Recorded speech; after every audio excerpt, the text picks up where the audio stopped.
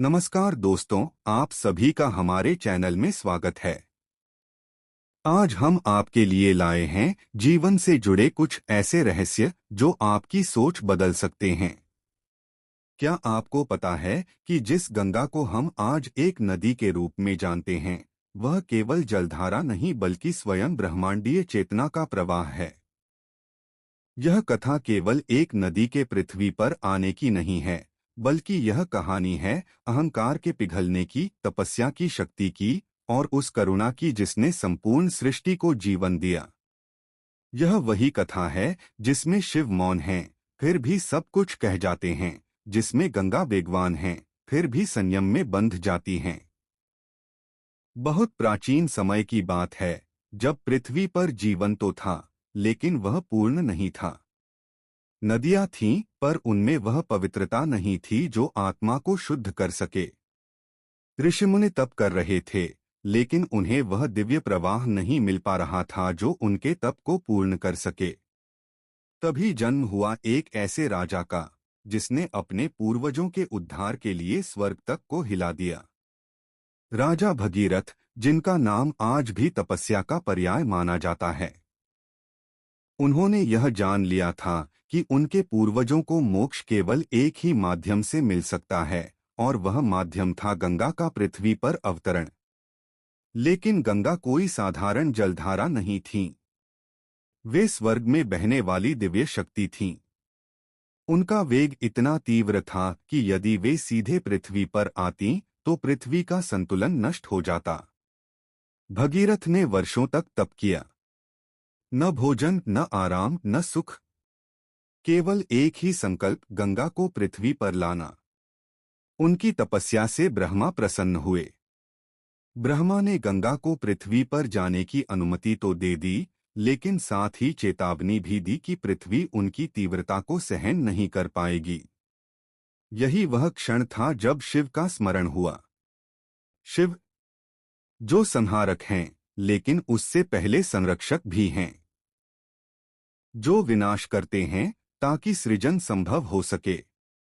भगीरथ ने शिव को प्रसन्न करने के लिए हिमालय में कठोर तप किया। वह तप साधारण नहीं था।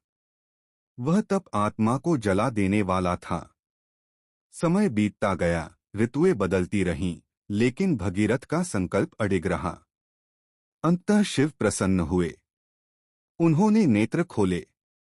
उस नेत्रों के खुलने मात्र से ही सृष्टि में कंपन हुआ। शिव ने गंगा को अपनी जटाओं में धारण करने का वचन दिया।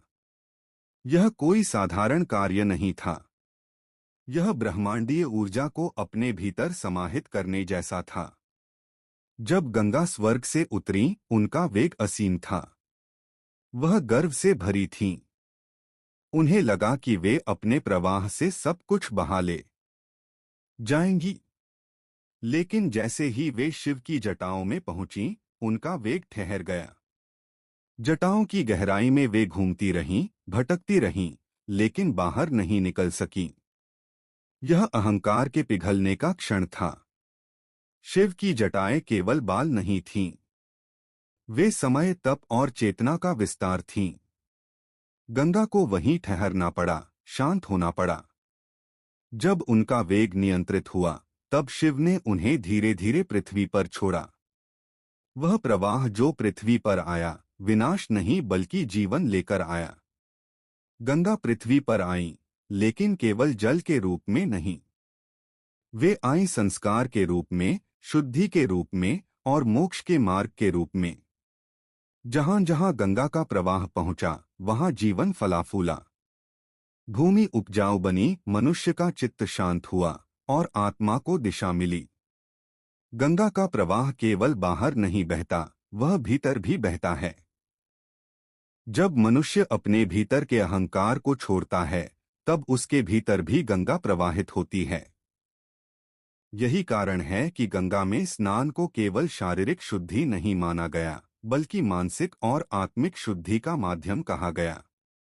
शिव और गंगा का संबंध पति पत्नी का नहीं, बल्कि चेतना और ऊर्जा का है। शिव स्थिर हैं, गंगा गतिशील हैं। शिव बिना गंगा के शून्य हैं, और गंगा बिना शिव के उग्र। जब दोनों मिलते हैं तब सृष्टि का संतुलन बनता है। आज भी जब गंगा बहती हैं, तो वह हमें याद दिलाती हैं कि जीवन में वेग आवश्यक है, लेकिन नियंत्रण उससे भी अधिक आवश्यक है। यदि शिव ने गंगा को जटाओं में न रोका होता, तो आज न गंगा होती न पृथ्वी। यह कथा हमें यह भी सिखाती है कि सच्ची शक्ति मौन में होती है। शिव ने गंगा को रोका नहीं, उन्होंने उसे समझाया। उन्होंने आदेश नहीं दिया, उन्होंने धैर्य दिया। यही कारण है कि गंगा आज भी शिव के चरणों से निकलकर पूरी दुनिया को जीवन देती हैं। भगीरथ का नाम इसलिए अमर हुआ क्योंकि उन्होंने केवल अपने लिए नहीं, बल्कि अपने पूर्वजों और आने वाली पीढ़ियों के लिए तप किया।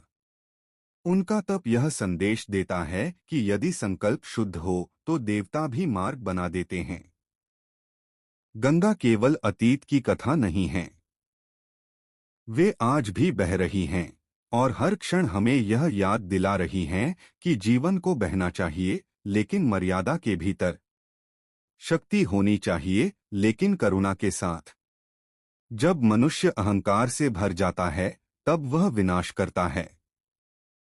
जब वह शिव की तरह स्थिर होकर शक्ति को नियंत्रित करता है, तब वही शक्ति कल्याण का माध्यम बन जाती है।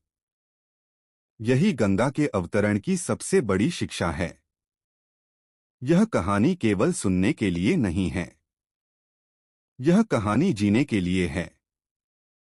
जब भी जीवन में उथल पुथल हो, जब भी भावनाएं वेगवान हो जाएं, तब शिव को स्मरण करो और गंगा की तरह अपने भीतर के प्रवाह को संतुलित करो। क्योंकि जहां शिव हैं, वहां विनाश भी कल्याण बन जाता है। और जहां गंगा है, वहां पत्थर भी पवित्र हो जाता है।